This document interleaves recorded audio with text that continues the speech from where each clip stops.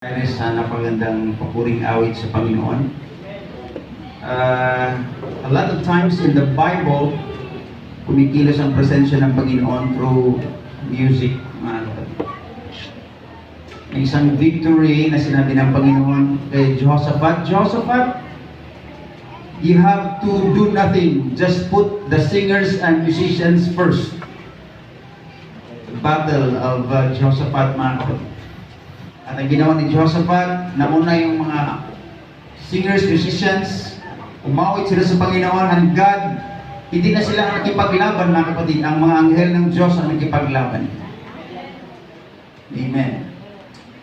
Ganun magawa, mga kapatid, ang praise and worship, mga papuri natin sa ating Panginoon. Worship releases angels of God to fight for us.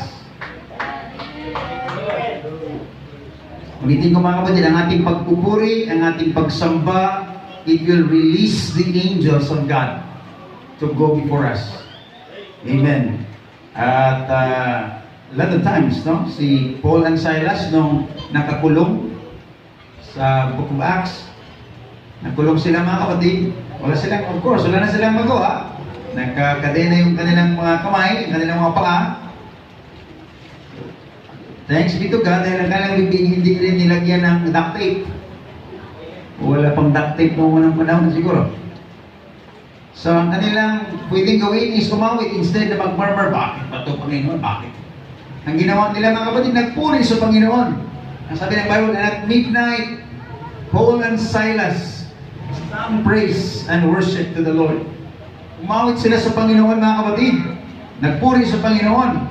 And behold, may anghel, may mga anghel na pinadala ng Diyos, binuksan, and the place was shaken, inugat ng Diyos. I would say, mga kapatid, minsan ang Panginoon naglalagay ng kanyang switch sa ating mga bibig.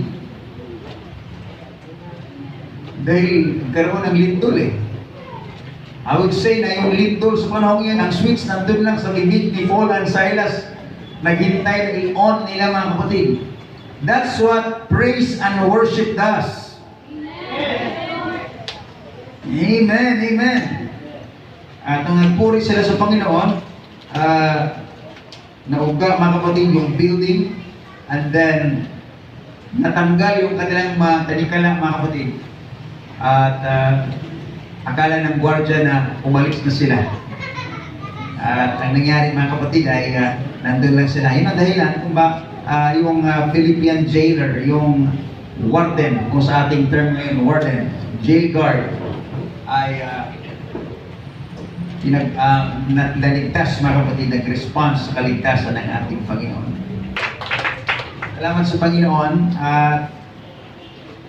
Gusto kong basahin, mga kapatid, yung kanina, yung chapters of verse ng ating ginasa sa part ng Sunday School, mga kapatid, 1 and 2. But there's God closed that chapter in a very comfortable way sa chapter 29, last verse, mga kapatid, kung ating ma-project. Ito yung pangako ng ating Panginoon. At gusto kong tatayo tayo, mga kapatid, to lay the scripture na ating babasahin ngayon, mga kapatid. Yes, God has commanded us, but He has a word. Chapter 29, verse number, I think 10, yung last chapter. Project natin. 11. Okay? 11. No? Tingnan natin ito, mga kapatid. No? The Lord will give strength unto His people. Amen. The Lord will bless His people with peace. Amen.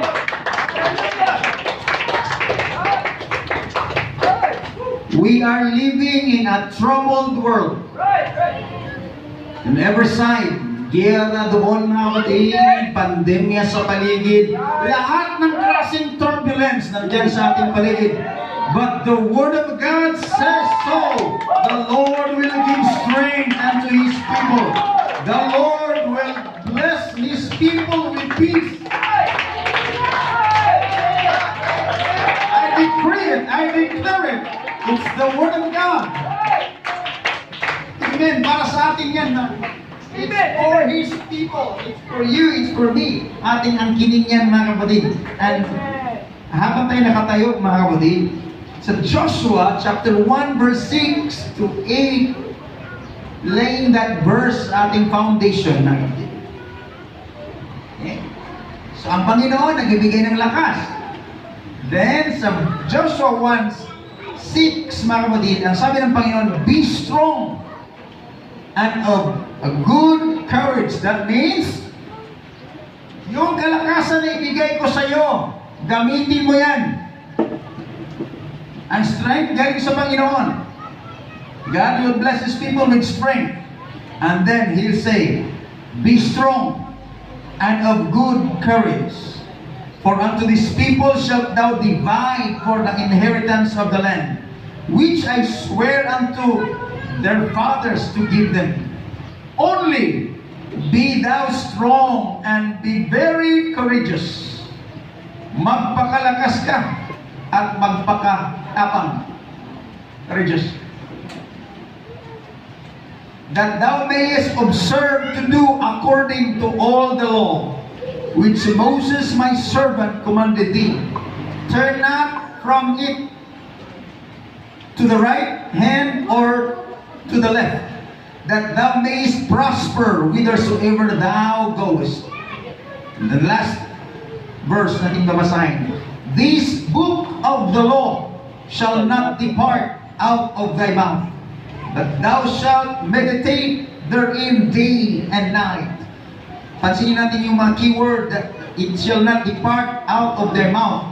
Shall meditate therein day and night, that thou mayest observe to do according to all that is written therein. For then thou shalt make thy way prosperous, and then thou shalt have good success. Prosperity will happen along the way. No? Prosperity. Sabi ng Biblia, kung ating pansin, mga kapatid, you will make thy way prosperous. Abang life is a journey.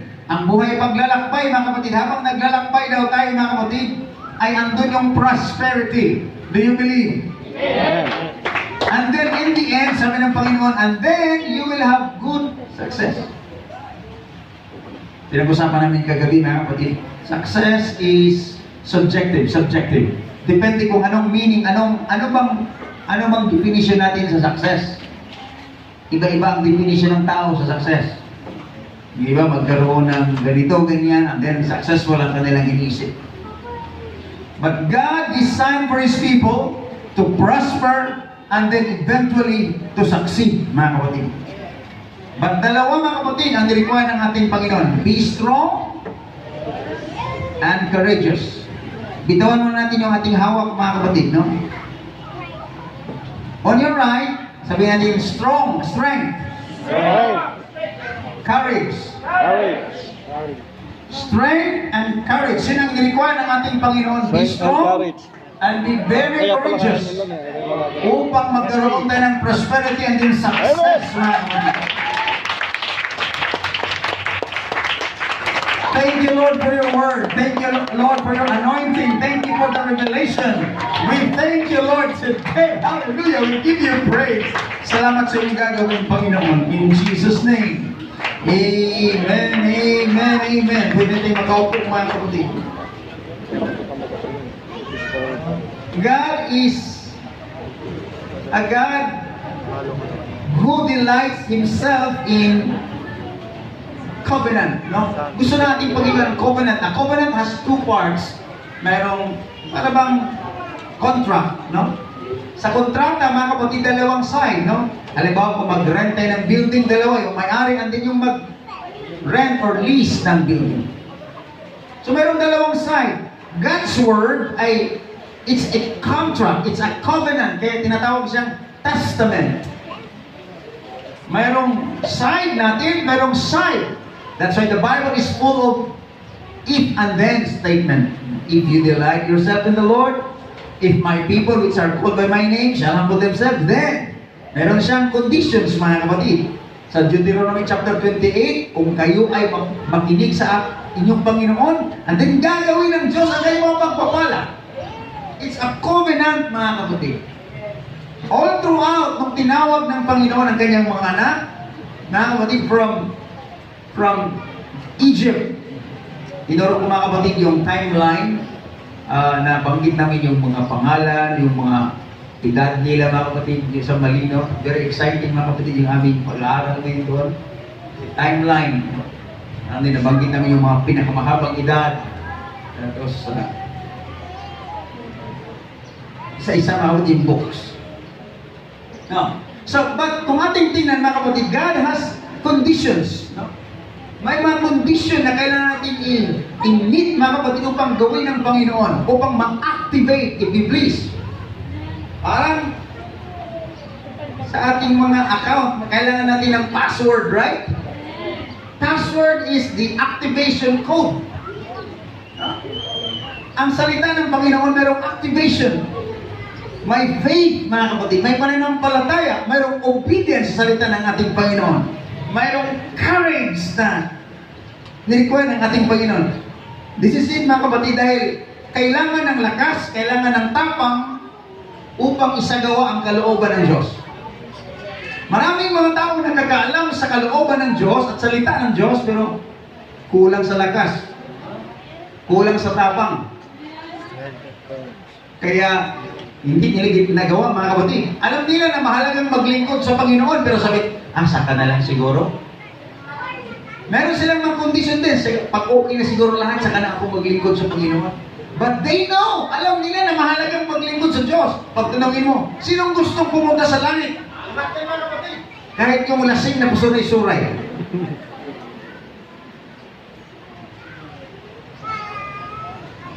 But the strength and courage is not there. Kaya salamat sa Panginoon ang paglilingkod sa Diyos, mga kapatid. Kailangan ng lakas, kailangan ng tapang. Amen. Minsan, mga kapatid, mapansin natin, di ba? Minsan, ang ating physical parang ayaw gumising ng maaga sa linggo. Minsan pa naman, ay, meron isang kapatid, ayaw ko parang dumadami yung labahan pag linggo.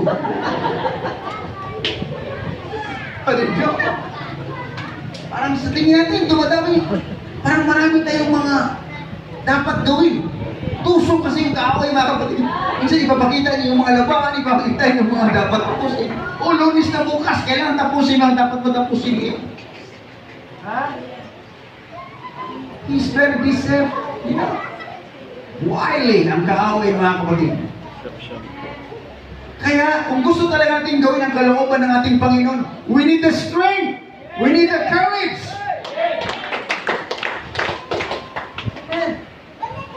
Lahat ng mga alituntunin ng ating Panginoon, kailangan ng lakas. Kailangan ng tapang, mga kapatid. Now, hindi ba tayo magtaka? Malapit na lang i-conquer ang promised land, ang binigay ng instruction ng Panginoon. Here comes the new leader, Joshua by name. Patay na si Moses. Patay na. Book of Deuteronomy, mga kapatid, kinuha na ng Panginoon si Moses dahil adjust ang plano ng Panginoon kay Moses. No? Adjust. Ang plano sana ng Panginoon, Moses, dalhin kita sa lupang pangako, pero Moses, pinalog mo yung bato eh. Sinabi ko na just point the rod. Pero dahil sa galit ni Moses, hindi na nakapagtimpi si Moses. Mahirap talaga maging leader, no? Hindi nakapagtimpi si Moses. Moses! Buti pa doon sa Egypt, maraming mga sibuyas, may mga bawang, may mga lettuce doon, may mga gulay, mga karne. Ako sa reklamo, mga kapatid. Moses, walang tubig. Dinala mo ba lang kami dito sa deserto, sa ilang, mamatay kami sa uhaw. Hindi na nakapagtimpi si Moses, sabi ng Panginoon, Moses, point the rod to the rock. Mayroong batong, mga kapatid, na gumugulong, yan ang sabi ng Corinthians. Hindi na nakapagtimpi si Moses, Pastor. Inuhan niya rin. Ang Panginoon, nagbigay pa rin ng tubig. Kaya lang sinabi ng Panginoon kay Moses, sa iyong ginawa, hindi ka na makapasok sa lupang pangako. Makita mo lang. Ipakita ko sa iyo ang promised land. pero hindi ka na makapasok. Ah. 40 years, no? Tiniis mo yung iba't iba. Hindi pati si Moses, hindi siya na. But, you know, God is so gracious dahil pagdating sa Matthew chapter 17, binuhay ng Panginoon. Pinaapak ng Panginoon si Moses at Mount of Transfiguration. Kasama si Elijah. Matthew chapter 17. In fact, nakita pa ng kanyang mga alagad. Moses and Elijah was there. So, amen. Salamat sa Panginoon. Kaya sabi ko pa yun, Panginoon, ingatan mo yung puso ko. Bilang tatay, bilang pastor. Si pastor, si Moses kasi marami siyang membro 2 milyon. Yes, that's true. Read it. Yung mga lalaki pa lang 600,000 men, heads of the families. So more or less, 3 million mga kapatid ang member ni Moses. Sabay-sabay yun nagsisigaw, Moses! Moses lang pagkain! Pray na naman si Moses, Panginoon, walang tinapay. Salamat sa Panginoon. Salamat sa Panginoon dahil wala na yan dito mga kapatid. Puro-puro na reklamo. Noon lang siguro yan mga kapatid. Ng mga ugali. So, wala na si Moses. Here comes the new leader, si Joshua mga kapatid. Sabi ng Panginoon kay Joshua, kung basahin mo ang buong Joshua chapter 1 mga kapatid, and then last chapter ng Deuteronomy, sinabi ng Panginoon kay Joshua, si Moses, kinuha ko na. Ikaw na ngayon maging leader. So, sabi ng Panginoon sa chapter 1, be strong. Magpakalakas ka. Magpakatapang, hindi binigay ng Panginoon ang battle plan doon sa, hindi sinabi ng Panginoon, Joshua, ito ngayon ang una mong gawin. Ang mga sundalo doon sa east, doon. No. Ang pinakaunang plano na binigay ng Panginoon kay Joshua is this, Joshua chapter 1. Be strong sa verse 6 and be very courageous. Magpakatapang ka at magpakalakas. Saan paraan ang sabi ng Panginoon upang isagawa mo ang mga alituntunin so that you will do whatsoever I have commanded you. So ang pagtupad sa kalooban ng ating Panginoon ay kailangan ng tapang at lakas. That's true.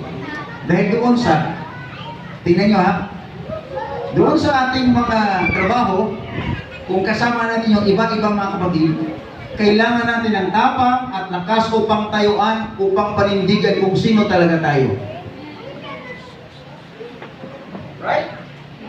Ang iba mga kapatid, pag-iba lalo na kung mga kaibigan, medyo nahihirapan na mag-declare na sila Kristiyano. Sa ibang term mga kapatid, nakipag-jam din mga kapatid, medyo nakipag-jamming.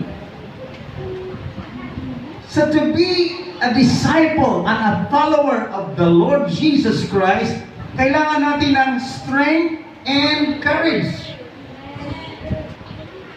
At sabi ng Panginoon, and to these people you will divide the land. That means, sa iyong kapanahunan, kapag maging matapang ka at ikaw ay maging malakas, ibigay ko sa iyo ang aking pangako. Amen. Now hear me now. Hindi kaya maraming mga pangako ang Panginoon na nakabinbin lang. Nandiyan lang mga kapatid. It's almost right there. Na naghintay lang sa ating tapang at lakas upang isagawa ang kalooban ng Panginoon.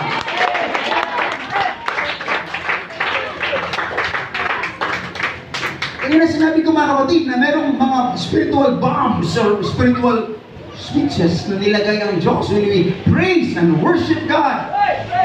It releases the power of God. Mga kapatid, natin makikita may miracles, may signs and wonders when we exalt and bless and worship the name of God. Nilagay mga kapatid. Nandiyan sa atin. The same time, it could be, and I believe, na maraming pangako na nandyan. Nandyan lang mga kapatid, hindi ka malayo sa pangako ng Panginoon. You are almost there to possess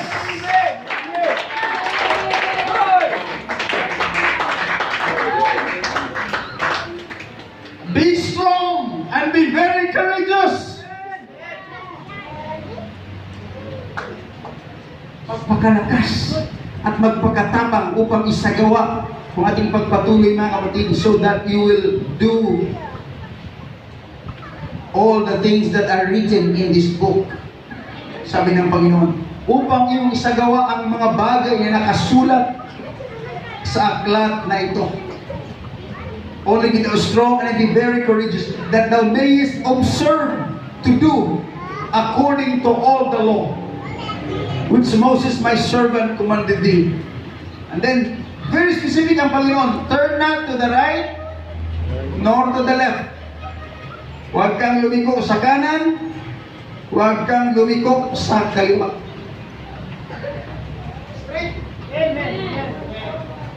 Looking unto Jesus, the author and the finisher of our faith. At may pagpatuloy natin yung nakikita sa scripture na looking unto Jesus, the author and the finisher of our faith, binigay kung bakit ganun ka focus ang ating Panginoon, determined. Dahil ang sabi ng Bible, mga kapatid, sa Hebrews 12:2, looking unto Jesus, the author and the finisher of our faith, who for the glory that was set before Him. Next verse. 12. Para makita natin yung background. 12. Hebrews chapter 12, verse number 2. Alright? Tingnan natin. Gusto maging founded tayo sa Word of God. The Word of God is our foundation. Looking unto Jesus, the author. That means, ang nagbibigay mga kapatid. And I have good news for you, dahil ang ugali ng ating Panginoon, hindi na iiwanan ang kanyang project na nakabinbin. Minsan tayo mga kapatid, malapit ang proyekto na naiiwan sa kalagitnaan. Minsan kasi, hindi natin kinukumpute kung magkano kailangan. Saka na lang. What God has started, He will finish it. Right. Yung pananampalatayang binigay ng Panginoon sa atin ay ng Panginoon na iiwanan tayo sa kalagitnaan mga kapatid. Looking unto Jesus, the author and the finisher of our faith. Tatapusin ng Panginoon. Ay ng Panginoon ang unfinished project, unfinished business. No, tatapusin ng ating Panginoon. And then He says, for the joy that was set before Him, endured the cross, despising the shame, and He sat down at the right hand of the throne of God. Ito pala mga kapatid, ang nakita ng Panginoon habang nagdurusa siya, habang mayroon siyang sufferings, habang mayroon siyang tinatanggap mga kapatid na sigaw ng maraming tao mga kapatid. Habang maraming mga tao sumisigaw, crucify Him. He is not the real Christ. Iba mga kapatid. Some of the soldiers beat Him. Ang iba mga kapatid ay dinuraan siya, inalipos na siya mga kapatid. But the Lord said, the word said, who for the joy that was set before Him. Mayroon siyang tinitingnan, maging ang ating Panginoon. Ang sabi ng Bible, looking unto Jesus, the author, doon tayo titingin sa Kanya. Jesus Himself, mayroon din siyang tinitingnan. Ano ang kanyang tinitingnan? Yung kagalakan. Go ahead. Drive the nails to my hands. Go ahead. Pierce my side. Go ahead.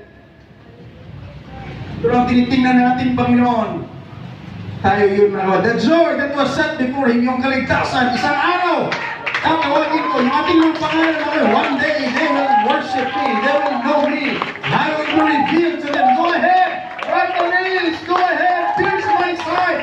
Go ahead. Crucify Me.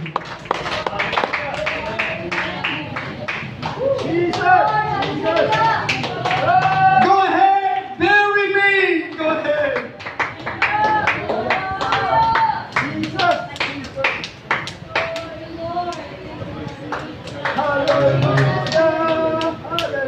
Hallelujah, hallelujah. For the joy that was set before Him. He endured the pain, He endured the shame, despising the shame. Ang ating paglilingkod sa Panginoon na kapatid, kailangan natin ng strength and courage. Dahil ang paglilingkod sa Panginoon, hindi tayo pinangakuha ng Diyos ng bed of roses. Na palaging okay ang ating pakiramdam, no? In fact, He said, if you will follow me, deny yourself, take up your cross, and follow me.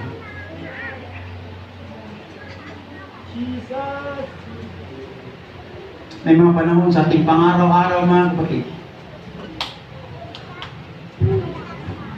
na kailangan talaga nating gumana ang pananampalataya.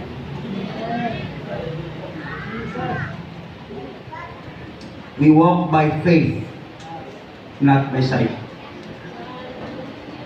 Ang sight natin, mga kapatid, govern yan sa ating physical world. Kung ano natin nakikita, kung ano natin narinig, governed by the physical world. But faith is basically working in our imagination. Ating kaisipan. Kaya kung hanggang saan ma-imagine natin tayo, kaya sabi ng Proverbs, whatsoever a man thinketh in his heart, so is he. Ano raw palagi ang madalas nating iniisip, yun ang ating direksyon.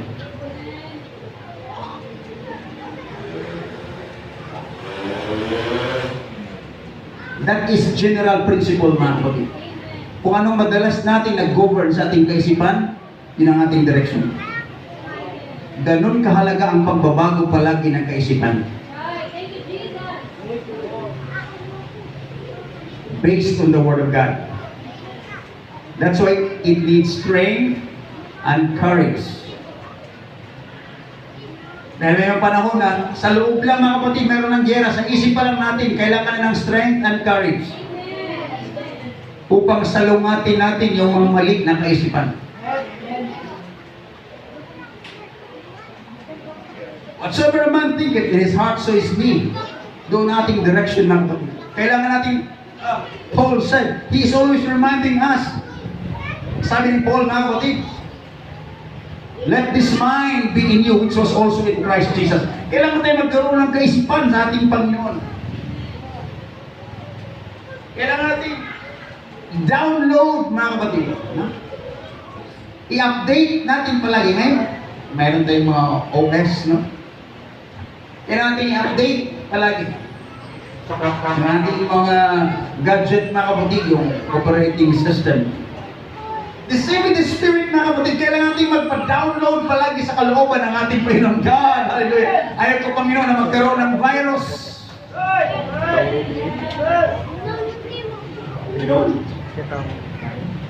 Alam nyo, di ba, pag medyo mabagal na tumakbo yung ating minsan, nakurap na ng mayroong virus, mga kapatid.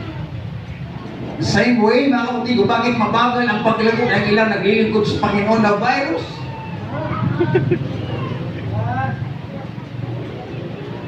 Kailangan natin ang antivirus, mga kapatid. Kailangan natin ang i-troubleshoot. Kailangan natin ang washing away. Kailangan natin minsan i-reprogram. Yung mga unnecessary na mga load na kailangan alisin, mga kapatid. I-wash out natin sa presensya ng Panginoon. Halaan natin ang Espiritu ng ating Panginoon God. Reprogram with God. Let the mind of Christ, let the strength and the courage of the Lord be upon me, so that I will do whatsoever you have commanded in your word. Hallelujah! Joshua, be strong. Be very courageous.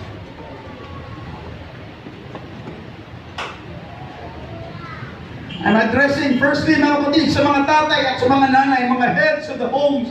Be strong and be very courageous. Lalo na sa ating panahon ngayon, mga kapatid, you have to voice out the will of God, mga kapatid. Hindi lang basta-basta sa ating mga anak. They have to hear the word of the Lord. Be strong and be very courageous, so that they can see the will of God. They can feel the heart of God, the will of God.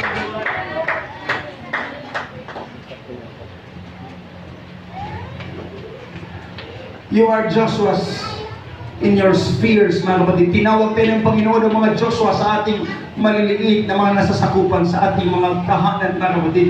or even sa ating mga trabaho, mga kapatid, you are called to be Joshua so that you can deliver them. You are the vessel of God upang may parating ng Panginoon ang kanyang kalooban doon sa ating mga kasamahan. Joshua, be very strong. Be courageous. Sa lahat ng area, mga kapatid, ay napaka-applicable ito. Kahit sa praise and worship, napakahalaga ang strength and courage. That's true. Mga kapatid. Bakit gumaling, mga kapatid, yung isang babae na nagkaroon ng issue of the blood for 8 years? Wala siyang kagalingan, 8 years. Inaagasan siya ng dugo, mga kapatid, it's a cancer. Ang sabi ng Bible, naubos na ang kanyang kayamanan. Pumupunta siya sa mga doktor, mga kapatid, mga espesyalista sa panahon niya. But of no avail. Walang nangyari, mga kapatid. Until one day, narinig niya na parating ang ating Panginoon. The Bible said, mga kapatid, ang babae ito, mga kapatid, sinabi niya sa kanyang sarili, she has that strength and courage. Sinabi niya, ang sabi ng Bible, if I can only touch the hem of His garment, I shall be made whole. That's a display of strength and courage. Amen. Yes, her physical body, mga kapatid, ay dumating na sa limit. Pero ang kanyang spirit ay hindi ka naubusan ng lakas. Amen. Why? Because the Bible said, lumapit siya sa ating Panginoon. Hindi po niyang laylayan. That means, pagapang na siyang lumapit sa Panginoon. Hindi na niya siguro kayang tumayo, mga kapatid. Hindi niya kayang sumigaw. Ay, Lazarus, Jesus! Hindi niya kaya, mga kapatid. Wala na siyang sound na na-produce. If you are at the last point, mga kapatid, sa iyong lakas, mahirap nang makipag-usap. The least you can do, mga kapatid, gagampang ka dahil kunti lang, exert ng effort ko pagagampang, mga kapatid.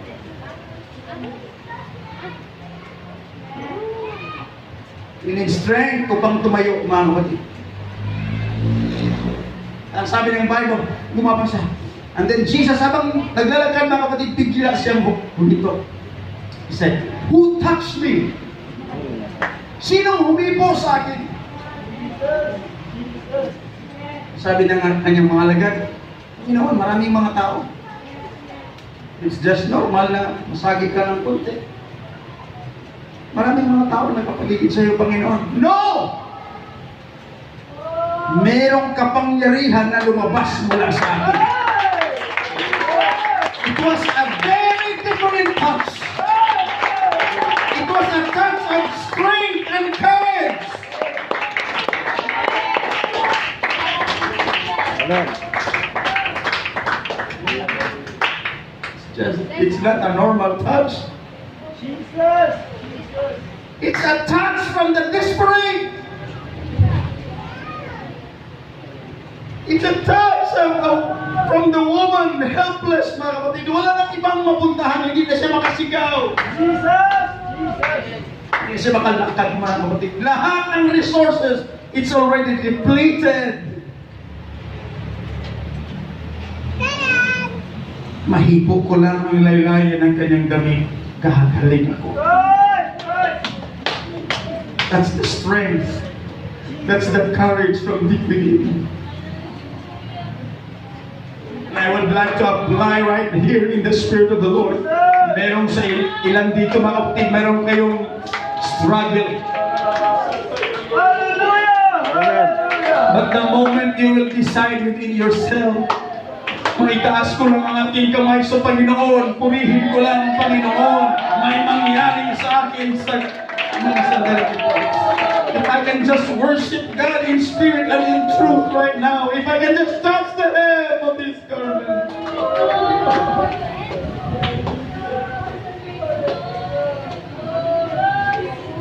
Something will happen to me. Uuwi ako, I will never be the same again. Uuwi ako na iba na kaysa aking pagdating kanina.